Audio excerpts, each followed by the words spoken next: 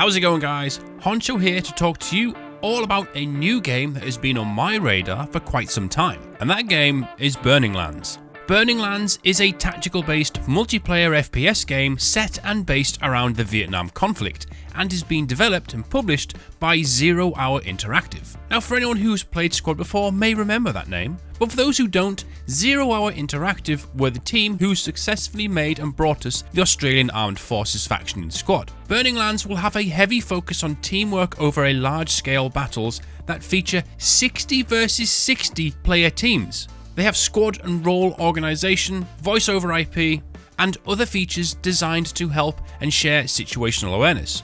Now, whilst there will be some similarities to Squad and Hell Let Loose, they are attempting to do their own thing to bring an intense gaming experience you have not seen before in this theatre of war. There will be a variety of roles and things to do within Burning Lands based around two main factions, currently being the US Army and the People's Army of Vietnam. Within these factions, there will be basic infantry roles, logistics running, armoured vehicle squads, and the ability to fly helicopters.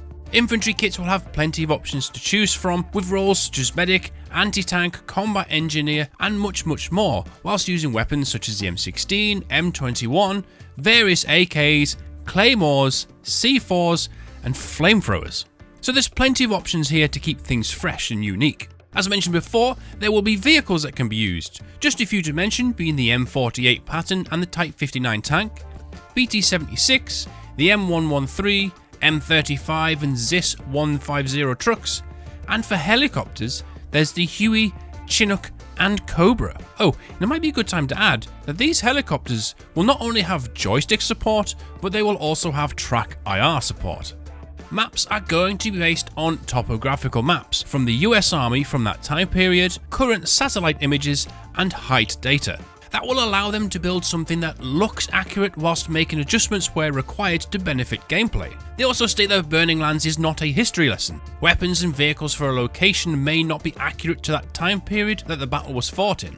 The maps will be varying in size from 4 km squared to 12 km and even 32 km squared, and they also plan for an urban-based map in Hue City. Now, Burning Lands is still in the early stages as they have built everything themselves from the ground up and choosing not to use the OWI core. So this basically means things like new visual effects, new audio effects, etc, etc. 0 Hour Interactive have announced that they will be launching a Kickstarter campaign soon. The game is currently on the Unreal 5 engine and is planned to be released on Steam, and with 0 Hour stating, "What you'll see in our Kickstarter is what we have been able to produce with no funding." There's one big thing though that will catch a lot of people's attention, and that is 0 Hour Interactive has not ruled out the possibility of bringing Burning Lands to the console. It's all down to how well the game is received and after they have released version 1.0 on PC.